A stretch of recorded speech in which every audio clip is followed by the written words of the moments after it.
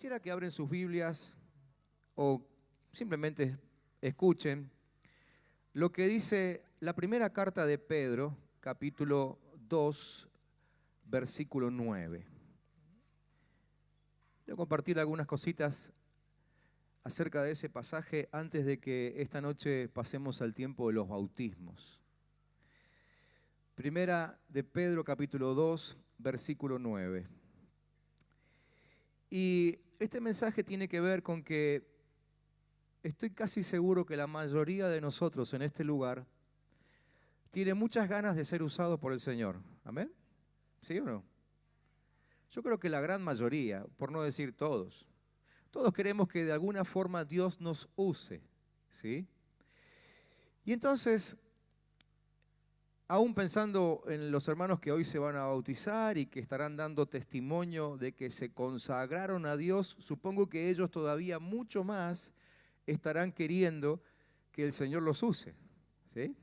Hubiese quedado lindo un buen amén ahí de los que están de remerita blanca, ¿no? Y entonces, pensando en eso, me crucé con este pasaje, allí en la primera carta de Pedro, capítulo 2, versículo 9, que dice lo siguiente: ustedes son linaje escogido, real sacerdocio, nación santa, pueblo que pertenece a Dios, para que proclamen las obras maravillosas de aquel que los llamó de las tinieblas a su luz admirable. Creo que aún nosotros como argentinos nos destacamos porque, o por hablar de lo que la generación anterior no hizo bien, ¿no?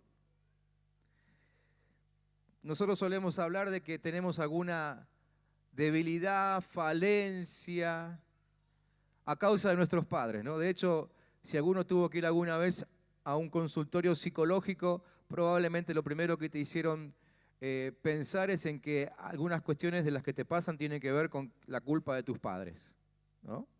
Aún cuando venimos a nuestros retiros aquí, una de las cosas fundamentales que preguntamos es qué es lo que pasó con tus padres.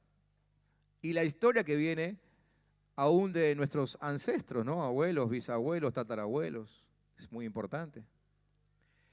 Pero no solamente en el contexto de la iglesia o nuestro contexto, vemos también que, por ejemplo, los gobernantes son de echarle culpa a los de la gestión anterior, ¿no es cierto?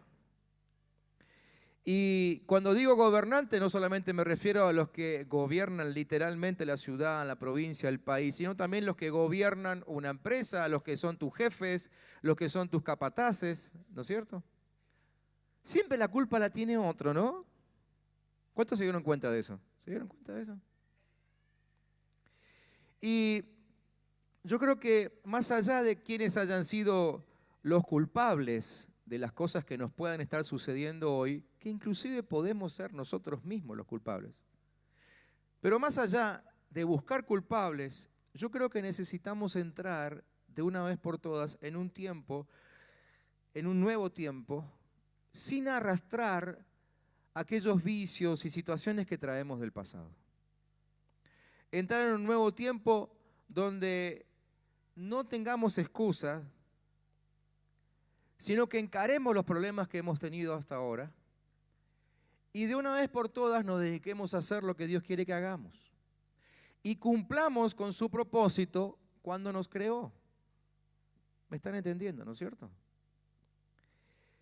Entonces, necesitamos estar conscientes de que la única manera de cambiar nuestra realidad y que cortemos con esos vicios y errores del pasado es que el presente, el hoy, el ahora, esté dirigido por hombres y mujeres que sean diferentes, que tengan corazones diferentes, me refiero. No estoy hablando de nombres diferentes, ¿no?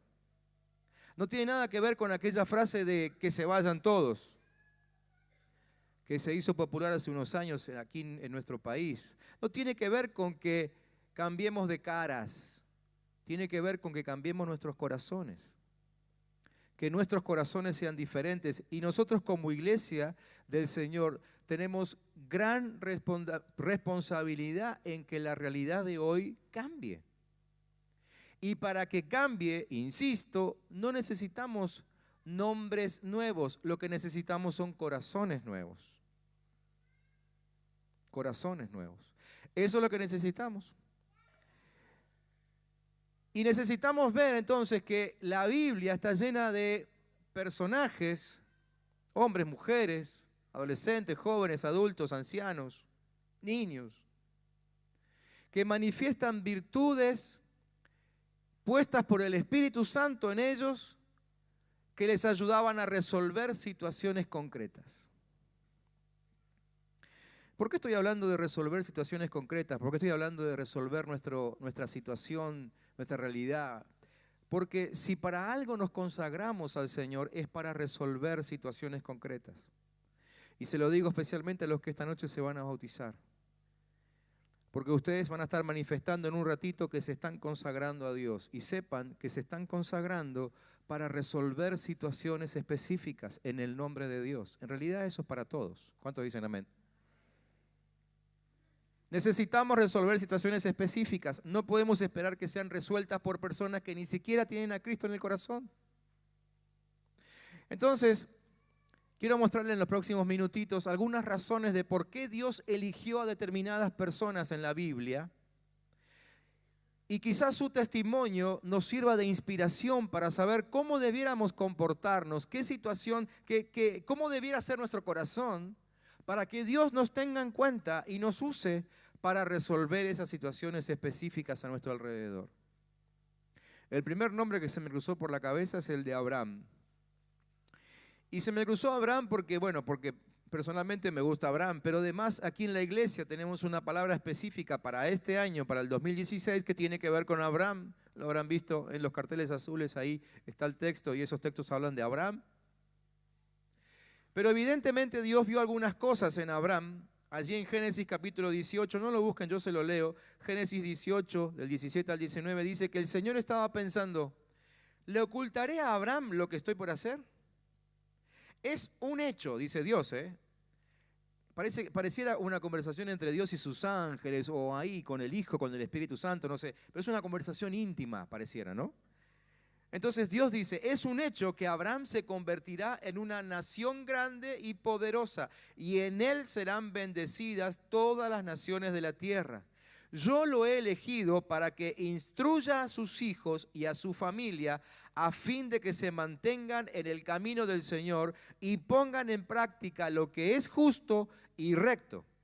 Así el Señor cumplirá lo que le ha prometido. Así que vemos que Abraham fue elegido, quizás una de las primeras razones, porque era un hombre que convertiría a su pueblo en una nación grande y bendecida. Entonces sacamos nuestra primera conclusión. Dios busca gente que se preocupe por su nación. Dios busca gente que se preocupe por su nación. Se lo digo a los que se van a bautizar y se lo digo a todos. Y me lo digo a mí. Dios está buscando gente que se preocupe por su nación. La encontrará aquí entre nosotros. Amén. En segundo lugar, la segunda razón por la cual Dios eligió a Abraham es porque la bendición de su pueblo también se la transmitiría a otras naciones de la tierra. Dios sabía que Abraham no se iba a quedar simplemente guardando el mensaje en su corazón, sino que se la llevaría a todos aquellos con los cuales se cruzaría. Entonces sacamos nuestra segunda conclusión, que Dios busca gente que no tenga la vista corta, sino que Dios busca gente que esté viendo más allá, que esté mirando más allá de su propio ombligo en primer lugar, pero que además, como recién decíamos con el anuncio, ¿no?, esté pensando en aquellos que están del otro lado del planeta, gente que está en situaciones mucho más complicadas que nosotros, o simplemente gente que está aquí en el interior del interior de nuestro país, que todavía no escuchó el Evangelio de Jesús. En tercer lugar, Dios eligió a Abraham porque se preocuparía por enseñar a sus hijos y a las nuevas generaciones a que guardasen el camino del Señor, siendo Él mismo un ejemplo. Entonces, ¿qué busca Dios? Dios busca gente que entienda que el propósito continúa con la próxima generación. Explico. Muchas veces hemos llegado a entender que Dios tiene algo con nosotros. Y entonces metemos todas las fichas, ¿no? Metemos toda nuestra vida a trabajar para el Señor y nos frustramos cuando nos damos cuenta de que las fuerzas no nos dan para terminar con la tarea. ¿Saben cuánta gente llegó a la tercera edad conociendo al Señor, pero decepcionados por no haber cumplido la obra, según ellos? ¿Pero por qué?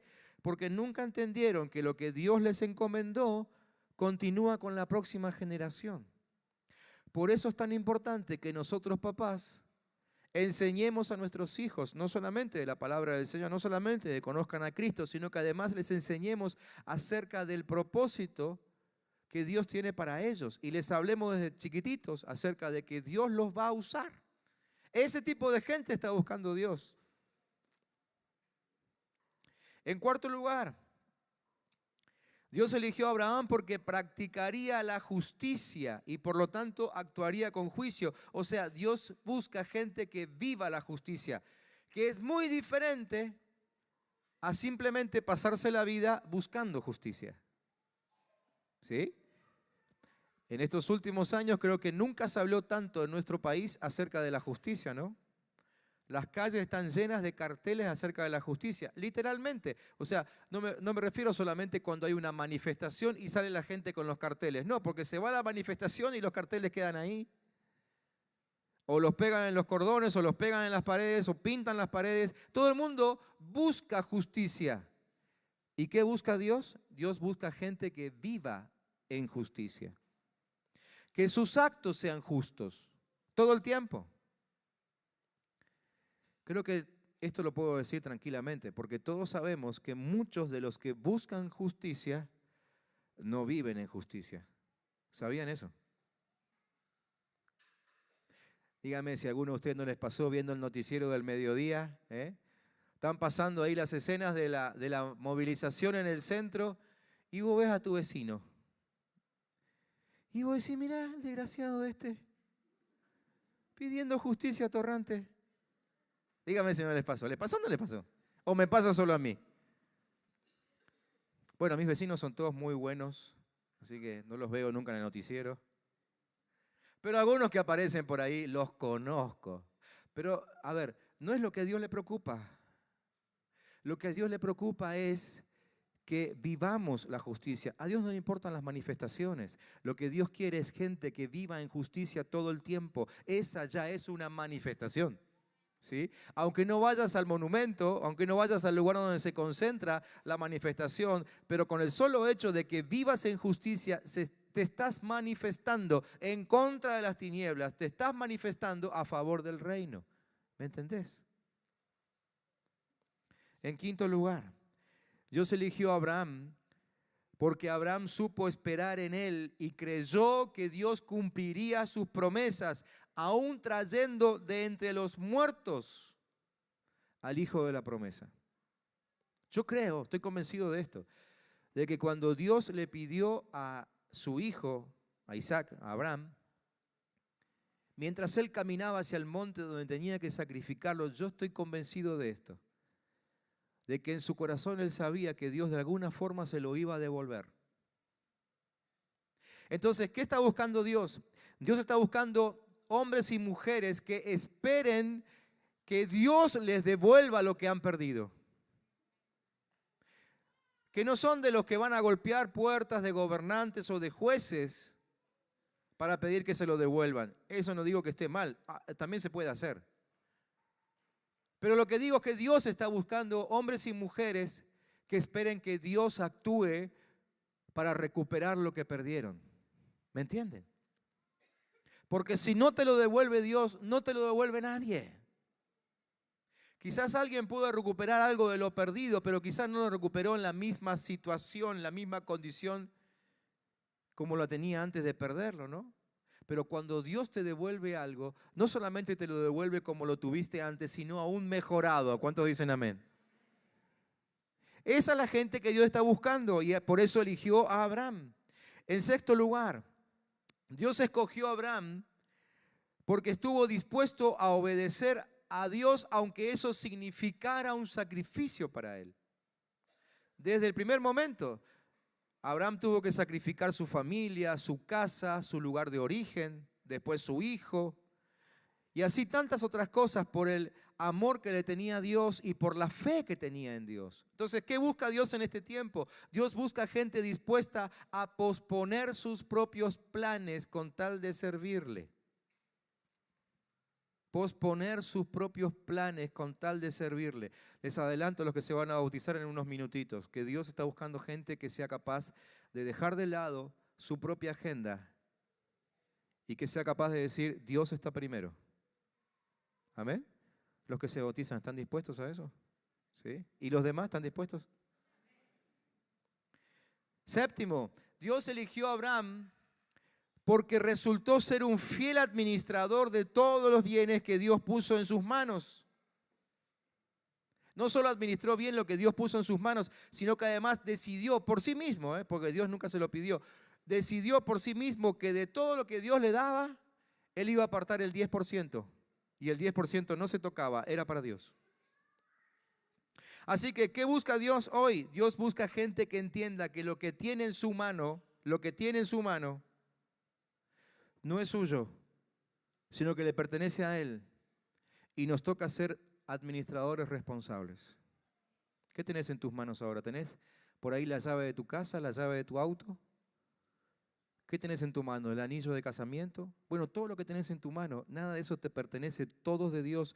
Y se requiere que seas un fiel administrador de todo eso, porque todo eso es de otro dueño, no es tuyo. ¿Amén? Bueno, eso con respecto a Abraham. Pero otro nombre que se me cruzó por la cabeza es el de Moisés. ¿Por qué eligió Dios a Moisés? Miren, en Hebreos 11, 23 al 30 dice lo siguiente. Dice que por la fe Moisés recién nacido fue escondido por sus padres durante 3 meses porque vieron que era un niño precioso y no tuvieron miedo del edicto del rey. A ver, cuando Dios elige, casi te podría asegurar que Dios no solamente te elige por lo que haces vos, sino aún por lo que hicieron tus padres. Por eso, papás, si ustedes quieren que Dios elija a sus hijos, ustedes son los primeros que tienen que hacer algo para que eso suceda. Miren lo que hicieron los papás de Moisés, o por lo menos la madre. El papá no aparece en la historia, quizás tuvo, quizás no. Pero había un edicto por el cual Moisés tendría que haber muerto. ¿Por qué? Porque el edicto decía que todos los hijos de los hebreos había que matarlos. El faraón estaba con miedo de que se reproduzcan demasiado.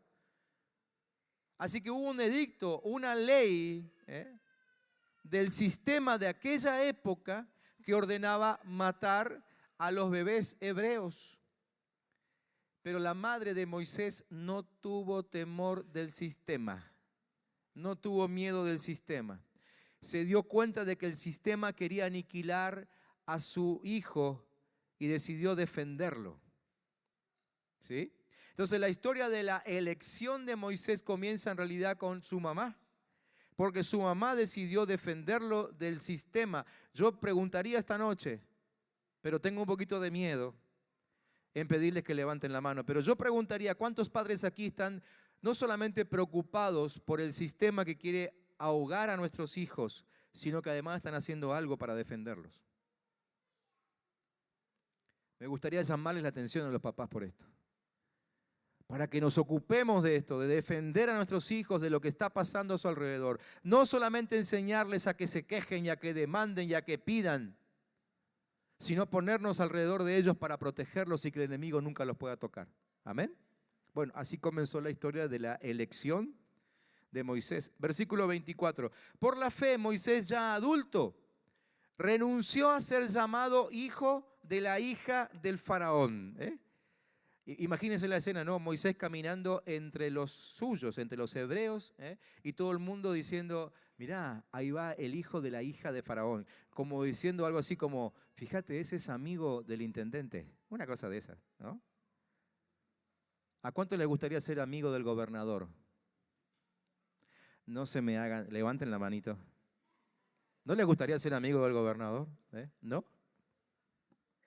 A lo mejor ya lo conocen demasiado. Pero vieron que uno siempre trata de ser amigo de, ¿no? Y cuando las cosas no funcionan, empezamos a averiguar a ver si no hay algún amigo allá adentro que nos pueda dar una manito. Moisés dijo, yo no quiero saber nada de eso. No me interesa que se me llame hijo de la hija de Faraón. Yo prefiero al pueblo de Dios, ¿no? Versículo 25 dice, prefirió ser maltratado con el pueblo de Dios. O sea que él eligió su familia primero. Primero su familia. Una de las cosas que más están preocupando, por lo menos a mí me preocupa, ¿no? En medio de lo que estamos viviendo hoy como país, es que muchos pierden a su familia por estar bien con el sistema. Pierden a su familia por seguir la corriente. Y déjenme que les diga algo, no podemos darnos el lujo de perder a nuestras familias. Venimos hablando de familia hace como un mes aquí y todavía vamos a seguir un poco los miércoles, quizás los domingos. Pero la familia es algo que no podemos darnos el lujo de perder porque lo último que te queda, lo último que puede quizás defenderte, aparte de Dios, es tu familia. Pero muchos están siendo engañados en este sentido y están perdiendo a sus familias, pierden a sus hijos, pierden a sus padres, se pierden entre ellos los esposos por seguir la onda de este tiempo, ¿no? Moisés prefirió a su familia, a disfrutar de los efímeros placeres del pecado. Consideró que lo oprobio por causa del Mesías era una mayor riqueza que los tesoros de Egipto, porque tenía la mirada puesta en la recompensa. O sea, él había decidido desviar su vista de lo que ofrece el mundo y ponerla en la recompensa de Dios. ¿Cuántos saben que hay recompensa en Dios? Hay recompensa en Dios. ¿Ya la vieron? ¿Cuántos ya saben de qué se trata la recompensa de Dios para sus vidas? Ahora se justifica que no haya muchos amenes, porque yo creo que muchos no saben cuál es la recompensa. Debiéramos preguntarle al Señor, Señor, ¿cuál es mi recompensa? Porque es la única forma de apartar nuestra vista de lo que nos ofrece el mundo. O sea, ¿cómo haces para apartar la vista de algo? Poniéndolo en algo que te atrae más. ¿Me entienden? Necesitamos saber qué es lo que ofrece Dios para poder poner nuestra vista en ello. Vamos a darnos cuenta que lo que ofrece Dios siempre es mejor que lo que te ofrece el mundo. Por la fe, versículo 27, salió de Egipto sin tenerle miedo a la ira del rey, pues se mantuvo firme como si estuviera viendo al invisible. Él nunca temió a su entorno. ¿Por qué? Porque él estaba viendo a Dios paradito al lado suyo. ¿Se acuerdan que estamos hablando de por qué Dios lo eligió a Moisés, no? ¿Cómo no lo va a elegir a Moisés si Moisés lo veía? A pesar de que Dios es un Dios invisible, Moisés lo veía. Versículo 28. Por la fe celebró la Pascua. ¿Cuántos saben lo que es la Pascua? ¿Alguien sabe aquí lo que es la Pascua? No le voy a hacer una gran explicación. Pero simplemente les digo esto, que la Pascua es una fiesta que recuerda una liberación. ¿Sí? La Pascua es una fiesta que recuerda una liberación. El problema es que cuando Dios le mandó a Moisés tomar la Pascua, la liberación todavía no había ocurrido. Entonces, estaba festejando por adelantado, sí señor. Y eso es lo que Dios busca, que seamos capaces de festejar por adelantado lo que creímos que Dios va a traer, pero que todavía no vimos. ¿Me están entendiendo, sí o no? ¿Sí? ¿Se entiende? Muchas de las cosas que Dios nos prometió todavía no las vimos. Pero porque le creemos, ya le podemos festejar. ¿Amén? Ya lo podemos festejar. Quizá alguno todavía no vio cómo se restauró su familia, pero si Dios dijo que la va a restaurar, ya la podemos festejar. ¿Amén? Quizá todavía no estás disfrutando de salud plena, pero si Dios dijo que te va a sanar, ya podés empezar a festejar, ¿o no? ¿Amén? Esa es la idea. Dios busca gente que se anticipe. ¿Por qué? Porque cuando nos anticipamos en la fiesta es porque le creímos. Porque le creímos. Y eso agrada al Señor. Y el rociamiento de la sangre para que el exterminador de los primogénitos no tocara a los de Israel. Por la fe el pueblo cruzó el mar Rojo como por tierra seca. O sea, no había obstáculo que frenara a Moisés. Lo que Dios busca es gente que no sea frenada por ningún obstáculo. No quiero pensar en algunos que esta noche no vinieron a la reunión simplemente porque llovía o hacía frío, ¿no? O quizá alguno no se comprometa al Señor por esto, por aquello. A alguno no le sirve porque tiene mucho para hacer, porque está cansado. A Moisés no había obstáculo que lo frenara. Y a Dios le gusta a esa gente. Pensé también en Josué. Y en Josué Dios lo eligió por su lealtad y por su fe. Pensé también en Daniel, el profeta Daniel. Quiero ir un poquito más rápido porque creo que ya me están entendiendo a lo que vamos esta noche, ¿no? Pero Daniel siempre siguió la voluntad de Dios. Esa es la gente que Dios busca. Daniel, tanto en su juventud como en su vejez, fue igualmente consagrado. No fue más consagrado cuando era más viejo o más joven. Una vez que entendió que debe consagrarse, se consagró y fue igual, joven y viejo. Daniel oraba normalmente 4 veces al día, cuando no había problemas. Y cuando había problemas, ¿saben cuántas veces oraba? 4 veces al día. Es decir, él siempre fue igual de consagrado. Esa es la gente que Dios busca, no gente que ore más cuando vienen los problemas. Gente que esté siempre bien consagrada. Daniel conservó su honradez aún en las circunstancias más difíciles. En medio de la fascinación de una corte que ofrecía todo, él se mantuvo puro, se mantuvo justo. Confesó el nombre de Dios ante sus gobernantes, a pesar de que eran tremendamente idólatras. Es más, estuvo a punto de ser mártir hasta que Dios lo rescató de la muerte. ¿Se acuerdan de eso, no? Cuando Dios lo rescata del foso de los leones. Daniel sirvió con integridad y excelencia durante 4 gobiernos diferentes. Y el gobierno en aquel tiempo no duraba 4 años como ahora. Algunos gobiernos duraban 10, 15, 20, 40 años. Daniel se mantuvo firme desde que era joven, quizás tenía 14 años cuando entró a la corte del primer rey. Y quizá durante el periodo del cuarto rey, quizá tenía 80, 90, no sé cuánto. Él siempre fue fiel. Dios busca gente así. Fue un gran estadista, o sea, un funcionario público excelente, pero también fue un excelente profeta. Supo coordinar la vida de adentro de la iglesia con la vida de afuera. Era igual, adentro o afuera. Vos lo veías en la iglesia, en el culto, o lo veías en la calle, o lo veías en su oficina, y siempre era igual. Siempre consagrado. Dios busca gente así. Y entonces, para terminar, pregunto, ¿y qué pide Dios de nosotros, de vos y de mí?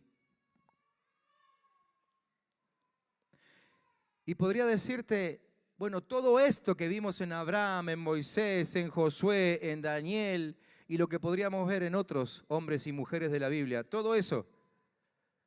Pero déjenme resumirlo con el texto del principio.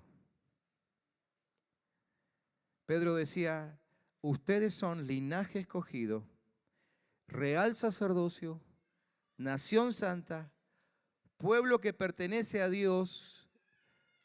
Y aquí viene lo que Dios espera de nosotros. Para que proclamen las obras maravillosas de aquel que los llamó de las tinieblas a su luz admirable. Quizá no pudiste tomar nota de toda la lista anterior que te di, pero por favor te pido que te acuerdes de esto. Si algo espera Dios de nosotros, es que nosotros testifiquemos, proclamemos las obras maravillosas de aquel que nos llamó. Que no dejemos de hablar de Él. Que no nos quedemos con la boca cerrada. ¿Me entienden? hermanos que hoy se bautizan. Todos ustedes han tenido una charla con alguno de sus líderes y saben bien por qué se bautizan, ¿no? Y como hablamos en la charla previa, y ahora se lo repito a todos los demás, todos saben que el bautismo no nos hace más salvos. Pero el bautismo es un acto de obediencia a través del cual le mostramos a todo el mundo que hemos creído en Jesucristo. ¿Y qué pide el Señor ahora? Que nunca dejen de testificar. Hoy lo van a hacer metiéndose en una pileta con agua como esta. Pero la idea de Dios, la voluntad de Dios, es que sigan hablando de las maravillas de Él. Y a todos los demás que alguna vez pasaron por el agua del bautismo. ¿Cuántos ya están bautizados aquí? Levántenme la mano los bautizados. Muy bien. Los que están con la mano arriba ahora. El Señor nos sigue pidiendo exactamente lo mismo. Que hablemos de sus maravillas. Los que quizá hoy nos visitan, los que acompañan a los que se van a bautizar, los que quizás es la primera vez que están en una iglesia evangélica. Sé que algunos han venido a acompañar, a sacar fotos. Gracias por eso. Quiero decirle a ustedes también, en primer lugar, que Dios espera poder vivir en sus corazones para mostrarle a ustedes sus grandes maravillas. Y que cuando ustedes las puedan ver, también las empiecen a contar a otros. ¿Me entienden? Esto es lo que espera Dios de esta generación. Si estudiáramos a todos los hombres y mujeres de la Biblia, la lista sería interminable de características que vemos en ellos. Pero resumámoslo en esto, anunciemos sus maravillas. Así que quiero preguntarles esta noche, ¿cuántos de ustedes tienen alguna maravilla para contar de Dios? ¿Cuántos tienen alguna maravilla? ¿Les puedo pedir a los que tienen alguna maravilla para contar que se pongan en pie? Porque quiero orar por ustedes. Quiero orar por ustedes.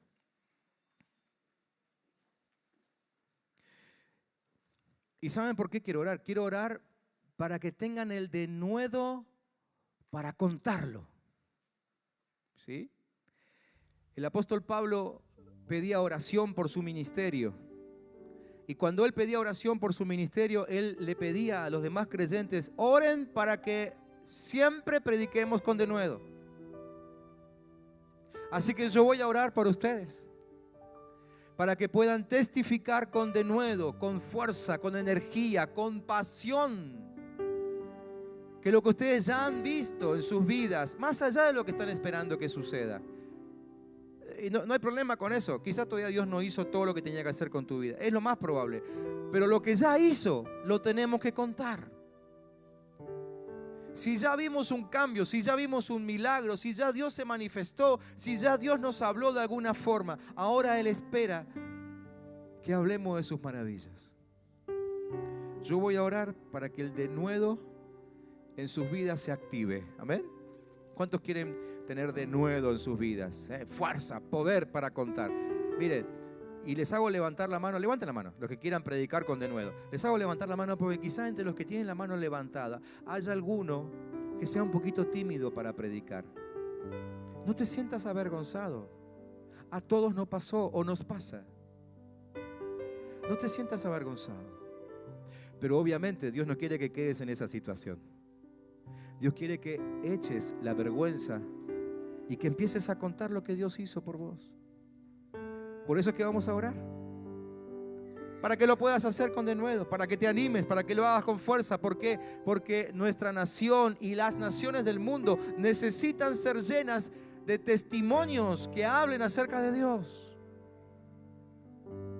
Entonces vamos a orar por eso, para que tengan el denuedo para contarlo y que se active en nosotros el poder de la predicación.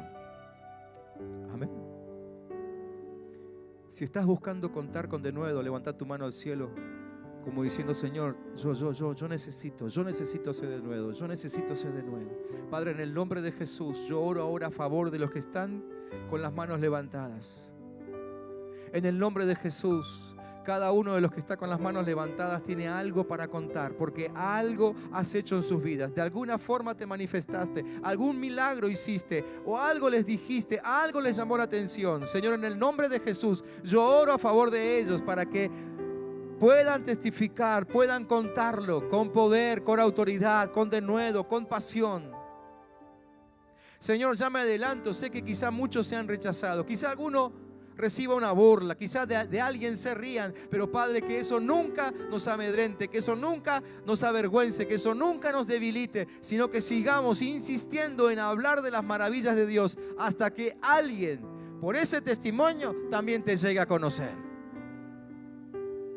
En el nombre de Jesús, hoy bendecimos especialmente a aquellos que se van a bautizar, para que este testimonio que ellos hoy darán, quizás por primera vez, no se corte, sino que sigan dando testimonio de Dios y sus maravillas el resto de sus vidas. Como iglesia oramos por ellos.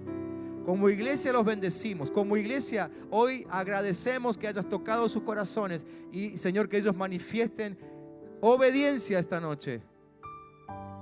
Pero, Padre, oramos a favor de ellos para que nunca dejen de predicar el Evangelio. Para que insistan en que la tierra se llene del testimonio de nuestro Dios. En el nombre de Jesús. En el nombre de Jesús. Déjeme decirle una cosita más que no tenía en mis apuntes, pero que el Señor me está recordando ahora y les tengo que adelantar. Créanme, no soy mala onda, pero les tengo que adelantar que quizás cometan algún error entre el día de hoy y el último de sus días en esta tierra. Quizás cometan algún error. ¿Y saben qué pasará? Que cuando cometan ese error, vendrá el enemigo de Dios y tratará de convencerlos a ustedes de que con semejante error no pueden hablar de Dios. ¿A alguien le pasó ya esto? ¿A alguien ya le pasó? A mí me pasa casi todos los días, porque casi todos los días cometo un error. Entonces viene el diablo y te dice, ¿te das cuenta que no puedes hablar de Dios? Si sos un inútil, sos un débil, sos un flojo, sos esto, sos aquello. Ahora, déjenme que les diga esto. Exceptuando Jesús, solamente saquemos a Jesús. ¿Vieron de cuánta gente habla la Biblia? Impresionante, ¿no? Y muchos de ellos la escribieron. ¿Ustedes saben que alguno de esos hubiese sido perfecto? ¿Alguien sabe de alguien que haya sido perfecto? Pero escribieron la Biblia. Pero llenaron su mundo del Evangelio de Jesucristo. ¿Pablo era perfecto? No. Pero él mismo dijo, no sé dónde predicar, ya lo llené todo. Entonces quiero decirte esto. Dios no está buscando hombres y mujeres perfectos. Dios está buscando hombres y mujeres que reconozcan su imperfección y se dejen usar por Él. ¿Cuántos imperfectos en este lugar quieren dejarse usar por el Señor? Señor, a los que tienen las manos levantadas, que reciban de nuevo esta noche, haya poder en sus vidas en el nombre de Jesús, sean llenos de tu Espíritu Santo, Señor, y no puedan parar de hablar, y que el único que pare de hablar sea el diablo cuando los tiente, cuando los quiera mentir, cuando los quiera amedrentar. En el nombre de Jesús, que haya poder en sus labios, que reconociéndose imperfectos sigan predicando acerca de Cristo Jesús y su poder. Te bendecimos en el nombre de Jesús.